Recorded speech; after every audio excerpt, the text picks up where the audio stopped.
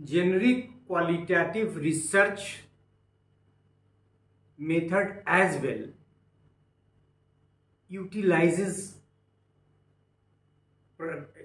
positivist and interpretivist paradigm together, but it does not talk about the mixing.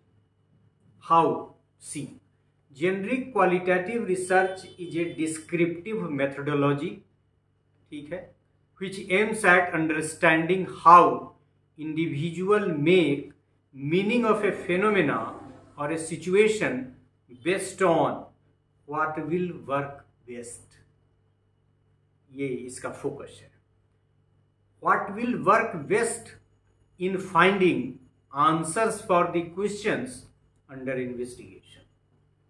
मतलब ये इसकी study के लिए क्या बेहतर होगा, जो बेहतर होगा उसका इस्तेमाल होगा.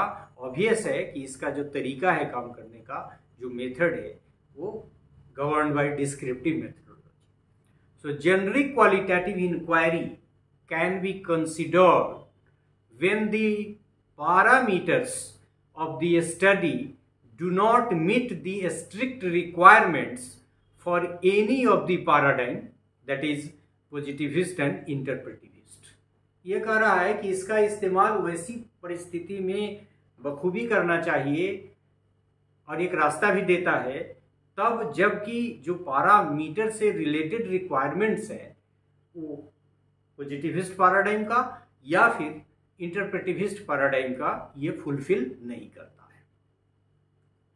इन this inquiry practical requirements of the research question dictate the methods of data collection. यहाँ एक और देखिए बात कर रहा है कि डाटा कलेक्शन में कौन सा मेथड यूज होगा, वो डिक्टेट होता है. Requirements of the research questions dictate the methods of collection. मतलब क्या रिक्वायरमेंट है, कहां से मिलेगा, कैसे मिलेगा, उस सोर्स कलेक्ट करने के लिए जो उपयुक्त विधि होगी रिसर्चर उसी का इस्तेमाल करेगा. Hence A pragmatic paradigm is adopted और इसीलिए प्रैग्मेटिक रिसर्च पैराडाइम का इस्तेमाल करता है.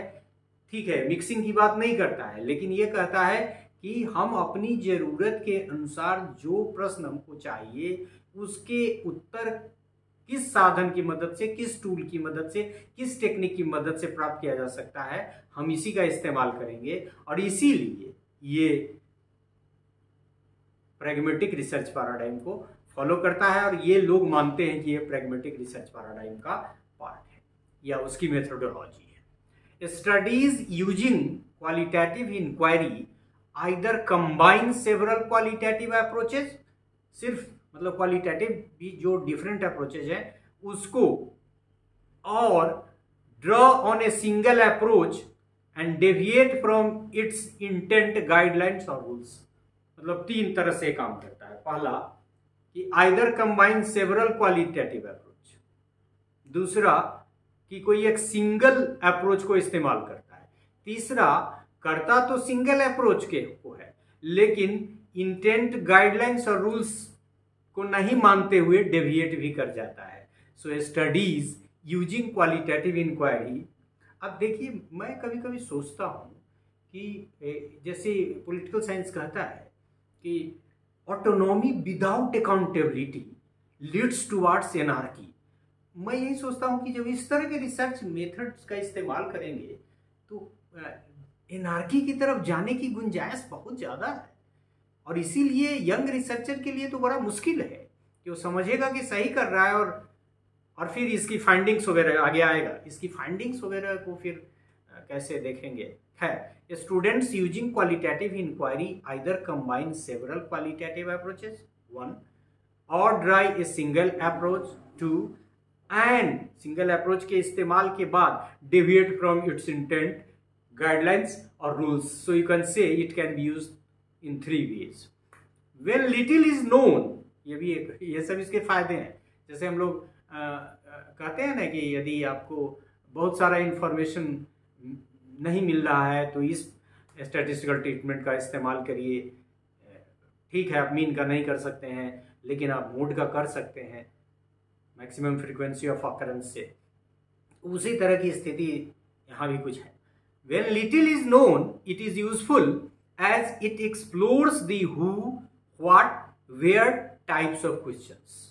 मतलब चूंकि इसमें जो इंफॉर्मेशन चाहिए वो चूंकि इंटेंट भी चेंज कर रहा है, गाइडलाइंस भी कर रहा है, रूल भी चेंज कर रहा है, सब साथ कर रहा है, अलग कर रहा है, साथ या अलग करे उसके अलावा वो नियम को भी नहीं मानते हुए करता है, तो इतनी आज़ादी। तो कह रहा है कि जब ऐसा कंडीशन हो कि आपको लिटिल न के बराबर चीज़ पता हो, तो इस मेथड के इस्तेमाल से बहुत कुछ निकाला जा सकता है, क्योंकि it explores the who, what, where types of questions. They मतलब जो भी जेनरिक क्वालिटेटिव रिसर्च फील्ड में काम करते हैं, they in fact do not adhere to any recognized qualitative approach. ये भी एक तीसरी बात हो गई जो डेविएट करने की बात थी।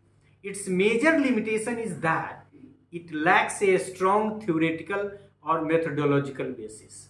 जब सारा का सारा बेसिस, जिसको मैं एनार्की कह रहा था, बदल ही दोगे तो फिर स्ट्रॉन्ग थ्योरेटिकल और मेथोडोलॉजिकल बेसिस होगा कहाँ।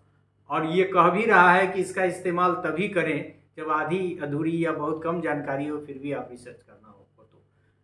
दिस लिमिटेशन, ये वाइटल है, दिस लिमिटेशन लीव्स मतलब छोड़ता है, लीव्स क्वेश्चन और contradiction about it's findings and interpretation. तो फिर मैं वही जो मोड की बात कर रहा था ये हो गया।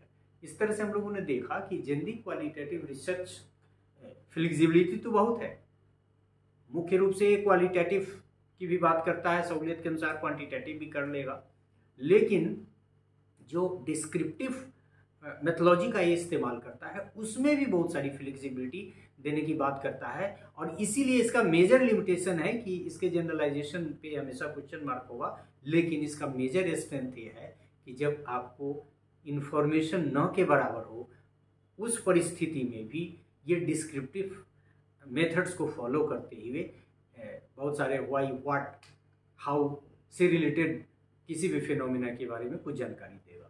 So this is all about this part. Thank you.